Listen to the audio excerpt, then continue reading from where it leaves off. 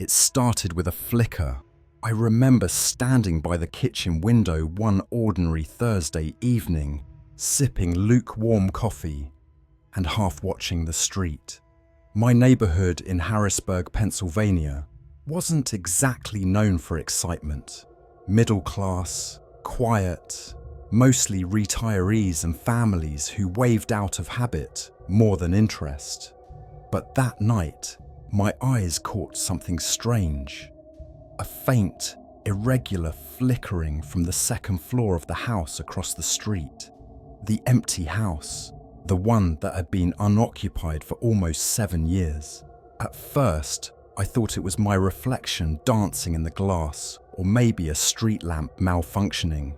But as I leaned closer, I realized the light was coming from inside the house. And it wasn't a steady bulb. It was more like candlelight, faint, orange, and unsteady. I narrowed my eyes. Nobody was supposed to be in there.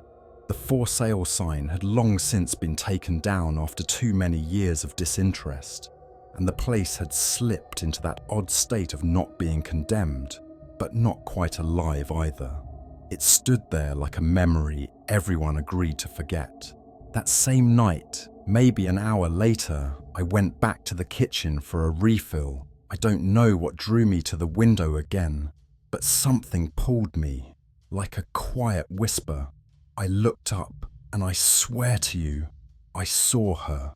A woman. She stood at the very window where the light had flickered, her face pale and unmoving, her eyes fixed on mine. She didn't flinch when I froze. She didn't blink. Her hair was long, maybe black, maybe brown, hard to tell in the darkness.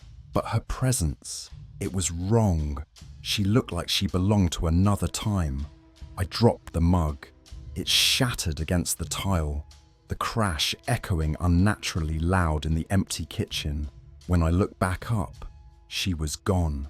I stood there for what felt like 10 minutes, not breathing, not moving. My heart pounded in my ears and my legs trembled like I'd just run a marathon.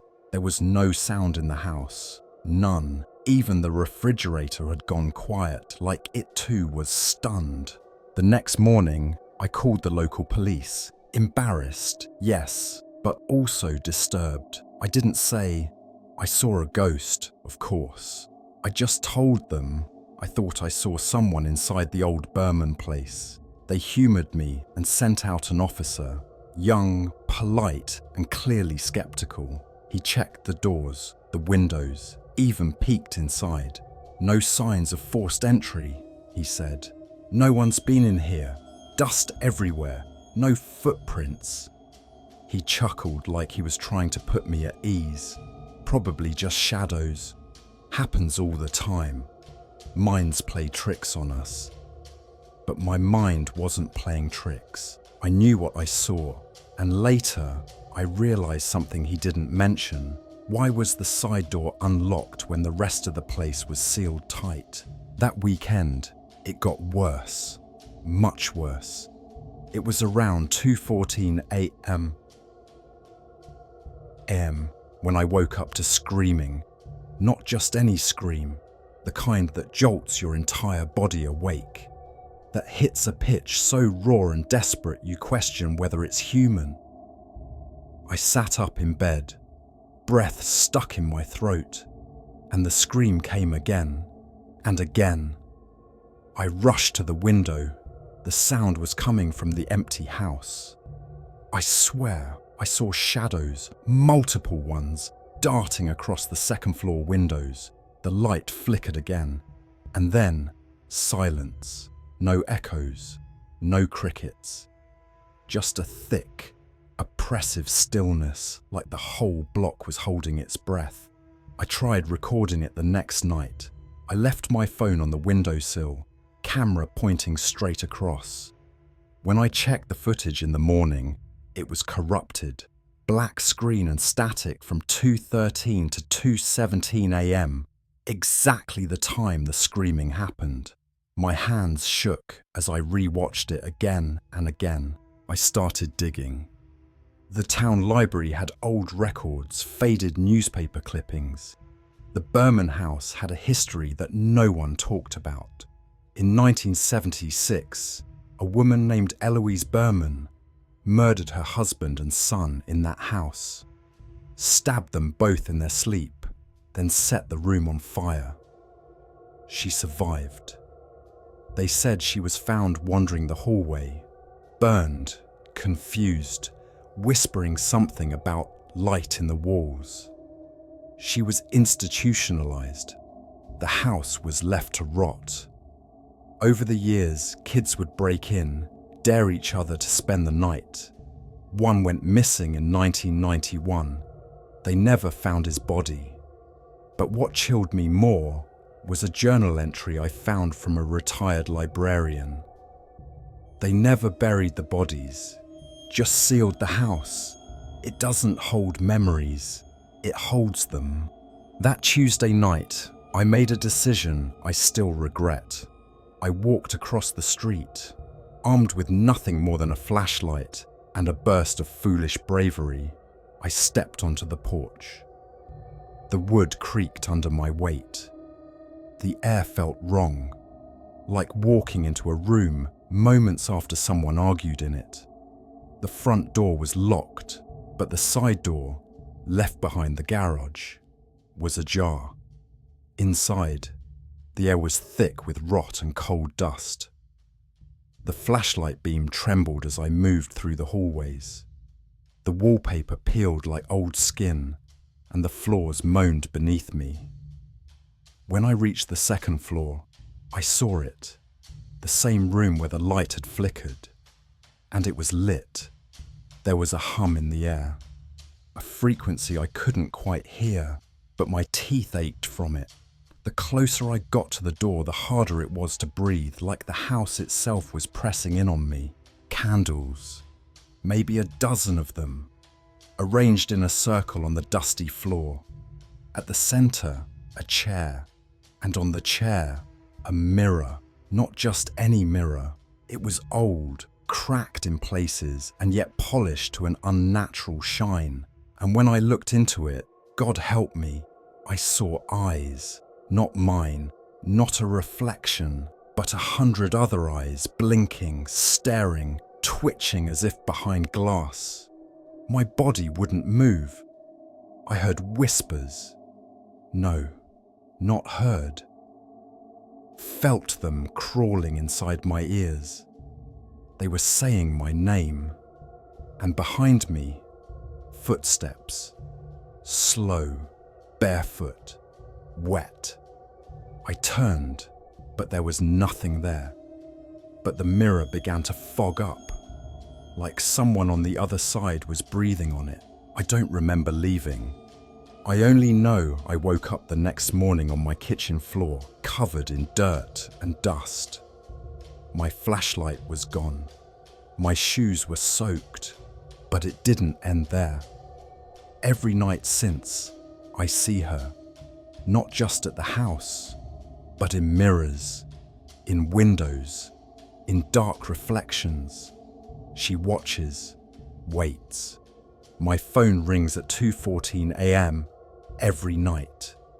If I answer, there's only breathing, ragged, wet, inhuman. I tried telling people, my brother, a friend from work. No one believes me. They think I'm breaking down. Maybe I am, but I'm not lying. Something followed me back. I tried burning sage, praying, sleeping with the lights on. Nothing worked.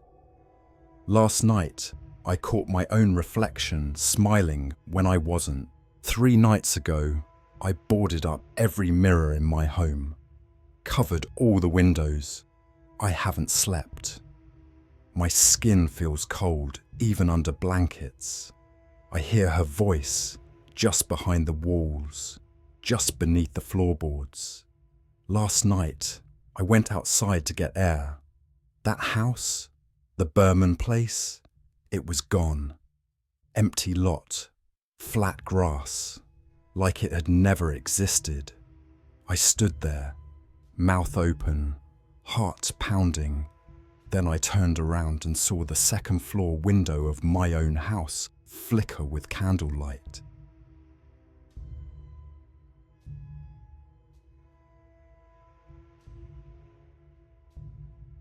It started with a sound, not a loud bang, not even a creak, just a whisper, so faint it could have easily been missed. But Alan heard it. At 3:17 a.m, he sat up in bed, drenched in sweat, eyes wide open in the darkness of his modest two-bedroom home in Asheville, the kind of place where the walls don't echo, yet somehow the sound felt like it came from inside them. He was 52, divorced, living alone. His daughter lived 2 states away, and his nights were usually filled with the quiet hum of his refrigerator and the occasional bark from the neighbor's dog. But this sound, this wasn't part of his routine. It came from the end of the hallway, from a door that had been locked since he moved in 3 years ago. The previous owner said it led to a storage room, and the key was long gone. Alan never thought twice about it, until now. He slowly rose from the bed and tiptoed across the creaky wooden floor. Each step toward the hallway felt colder than the last, like he was walking into a freezer. He stood in front of the door, his breath shallow, skin tingling. The house was silent, too silent. He pressed his ear against the wood and listened. Nothing. Then, as he began to pull away, he heard it again. A whisper, this time clearer, almost like a sigh. The next morning, Alan paced in front of the door. It was ordinary. White paint, brass knob, slightly scratched surface. Nothing about it suggested danger or mystery, but he couldn't shake the feeling. That whisper, it hadn't come again, but the memory of it lingered like a chill on the back of his neck. Curiosity grew heavier than fear. He fetched a screwdriver and tried to pry it open, but it wouldn't budge. He even tried kicking it, hard, but it absorbed the force like it was bolted to the house's bones. Frustrated, he pressed his ear to it. Silence. But just as he pulled away, he swore he heard it again. A faint exhale, a breath. That day, he called a locksmith, but no one picked up. The next few hours felt like a dream, unreal, drifting. He sat on the couch with the TV on but didn't watch. Instead, he kept glancing down the hallway, waiting, dreading, wanting. Something about that door gnawed at him, as if he had left something important behind it years ago and had only just remembered. Days passed, and Alan became obsessed. He skipped work, disconnected his phone, and spent hours staring at the door trying to make sense of what was behind it. He began noticing things, small, subtle changes in his home, footsteps in the dust that didn't match his own, picture frames slightly tilted, lights flickering for a second too long. One night, he sprinkled flour in front of the door. By morning, the flour had been smeared, not walked through, not swept, but smeared, as if someone had dragged their hand through it. His heart pounded so loudly he thought it might burst. He muttered to himself, shook his head, laughed nervously. I'm losing it. I'm really losing it. He even started recording the hallway with his old camcorder. Hours of footage yielded nothing until one morning, at precisely 3:17 a.m, the camera picked up a flicker, a distortion, a vague figure shifting for a fraction of a second. Alan rewound it dozens of times, staring in disbelief. There was someone, or something, standing at the door. Alan avoided mirrors after that. Every time he looked into one, he saw something he couldn't explain. A figure behind him, just out of focus. But when he turned around, nothing. Once, while brushing his teeth, he caught a glimpse of a man, eyes hollow, skin pale, wearing his shirt. But it wasn't him. His reflex made him swing around and nearly fall. The room was empty. He stopped sleeping. He stopped eating. His daughter called. He didn't answer. He left a message for his therapist saying, "I think there's something wrong with my house or me. I don't know anymore." Then he stared at the door again. Hours passed. Days. He couldn't tell anymore. Even mirrors in shops, passing windows, they betrayed him. That same figure, always lingering just behind, disappearing when directly faced. His reflection started acting slower than his movements, a half-second delay that made his skin crawl. At exactly 3:17 a.m. One night the whisper returned. Louder, clearer. It said his name, Alan, just once. His blood froze. He whispered back, voice trembling, "What do you want?" Silence. Then a knock, soft, polite. 3 taps. He ran, heart racing all the way to the kitchen. He grabbed the heaviest frying pan he had and crept back. The door was ajar. It hadn't just opened. It wanted to be open. It invited him. He hesitated for nearly an hour, sweating, panicking. He dialed 911, but hung up before pressing call. How could he explain this? He wasn't sure himself. His hands trembled as he reached out and slowly pushed the door open wider. The room beyond was pitch black, no windows, just a smell. Stale air, damp wood, something faintly sweet, like rotting fruit. Alan's voice cracked as he called out, "Hello?"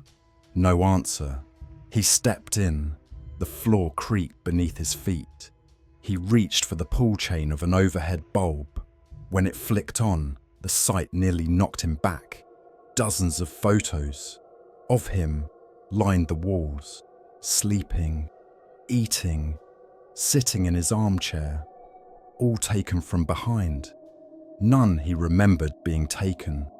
In the center of the room, a chair faced the wall. He walked in circles, touching the photographs. Some were years old. He recognized shirts he hadn't worn in ages. Others were recent. One was from just a few nights ago, in bed, mouth slightly open, exactly how he'd woken up. He felt like vomiting. Then he saw something that made his knees buckle, a photo of him standing in front of this very door, from this morning. Alan inched closer to the chair. On it sat a cassette recorder. He pressed play, static, then his voice, crying, begging, then screaming. It was him, but he had no memory of it. Then another voice, calm, cold, whispering things. "You invited me. I've always been here." Alan stumbled back, trembling. He turned toward the door, but it had closed, locked. A soft laugh echoed through the walls. Then the light bulb flickered and burst. He was in darkness now. The same whisper returned, closer, all around him. You looked. You listened. You opened the door. Alan clawed at the door, kicked it, screamed. But the walls absorbed every sound. He could feel something watching, moving, breathing with him. When his daughter arrived 3 weeks later after unanswered messages, she found the house dark and cold, dust everywhere, everything in place. Except her father. The only oddity was the door at the end of the hallway, now slightly open. She stepped inside. The room was empty. No photos, no chair, no Alan, just a faint whisper behind her. "You invited me." She turned. But there was no one. Suddenly, the door slammed shut.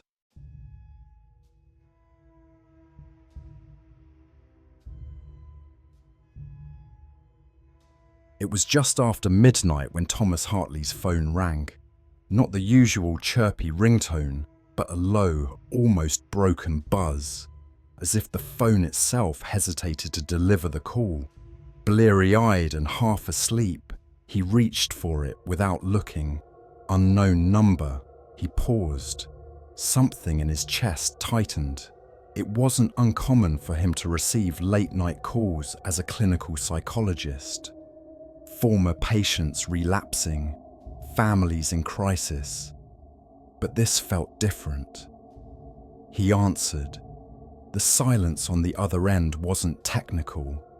It was human. Breathing, shallow and uneven. Then a voice, hoarse, trembling. You said I could call if I ever started forgetting what was real. Thomas sat up, fully awake now. That voice, it was unmistakable. Olivia Mercer, but she'd vanished over a year ago. No official discharge. No goodbye. Just gone. Olivia, where are you? He asked, his voice tight. But her response wasn't an answer. It was a series of frantic, whispered fragments. Everything's backwards.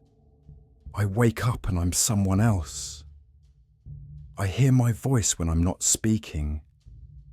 They said you'd help. The line went dead. Thomas stared at the phone, his heart pounding. He remembered Olivia clearly. Brilliant, volatile, diagnosed with dissociative identity disorder. But there'd always been something else. Something she never said outright, but that hovered beneath every session. A fear that didn't feel internal. He had to find her. The address came from an old file, Denwick Street, a place Thomas had never been, though he recalled Olivia mentioning it in passing. The house was decrepit, its windows sealed with newspaper, the door slightly ajar. He stepped inside. The air smelled of wet wood and something metallic. Old blood? He couldn't tell. The hallway was dark, but not pitch black. The kind of dim where shadows moved just enough to trick the mind. On the wall, Polaroids hung in crooked rows, hundreds of them. Each one featured Olivia, or versions of her, smiling, crying, screaming. One photo was different. It showed Olivia sitting in a therapist's chair, but the person behind the desk wasn't Thomas. It was someone else. Face obscured, body blurry like a memory fading before the eyes. The living room was eerily intact. A couch, a broken mirror, a dusty turntable. He called out, "Olivia?" From the corner, a voice answered, but not hers. It was a child's voice. "She's not here. She's sleeping." Thomas turned. No one. Then movement behind the mirror. He approached slowly. In the fractured reflection, he saw her. Olivia, but pale, withdrawn, her mouth forming silent words. But when he turned to face her directly, she wasn't there. Just cold air and the echo of her whispers. They live behind the glass. The record player began spinning on its own, playing a warped lullaby. As it played, Thomas began to feel dizzy, as though the room was tilting. Whispers grew louder. His name, repeated over and over by different voices, until they blurred into something primal. Back at his office, Thomas pulled her file again, but it was different now. No diagnosis, no notes, just a single page with one word: witness. His hands shook. He tried accessing the hospital's digital records. Her name didn't exist. Even in his calendar, Every session with Olivia had been replaced with the word private. His colleague, Dr. Renner, walked in. "You all right, Thomas? You look like hell." "Olivia Mercer. You remember her, right?" Renner blinked. "Who?" Thomas swallowed hard. "She was my patient. Dissociative identity disorder. She disappeared." Renner looked genuinely confused. "You haven't had a patient by that name in over 3 years, maybe longer." Thomas leaned against his desk, light-headed. His heart thudded in his ears. That wasn't true. He remembered her sessions, her tears, the way she clutched the arm of his chair when speaking about the voices. That night, Thomas couldn't sleep. Every time he closed his eyes, he saw Olivia staring back, her mouth agape, as if screaming, but silent. He started questioning everything. Had he imagined her? Was she ever real? Objects in his home began to shift. A photograph of him and his wife became just him. Her toothbrush disappeared. Then the voicemail. "You said I could call." If I ever started forgetting what was real, his own voice. He looked in the mirror and stared for a long time. His reflection blinked out of sync, then smiled while he did not. The smile lingered even as he turned away. Thomas returned to the Denwick house. He found a hatch beneath the floorboards, hidden under a rug. The air from below was freezing, foul. He climbed down. A single room, stone walls, a hospital bed with restraints. On the wall, recordings played of therapy sessions, his voice and Olivia's. But in every one, Olivia accused him. "You made me remember things I never lived." A final tape. He played it. "And if you're hearing this, it means the split is complete. One of us is real, one of us isn't, but neither will survive alone." The walls around him seemed to close in. Lights flickered. He turned, and for a moment, just a moment, he saw himself strapped to the bed, mouth gagged, eyes pleading. Thomas stumbled out, dizzy, cold sweat dripping. He saw flashes, memories he didn't recognize, being tied to the bed, screaming, but not as Thomas, as Olivia. Then the shattering truth. There never were two people. Thomas was Olivia. A trauma so severe that his mind had created an entire life, a new identity, the psychologist, the healer, but all fabricated. A protective mechanism from a past too horrific to face. His office, his home, his patients, it was all a construct. He stood alone in the street, now empty. Rain began to fall. His phone rang again. This time, no number, just a message on the screen. "You forgot again." He let it ring, eyes blank. The echo of two voices, his and Olivia's, blending into one.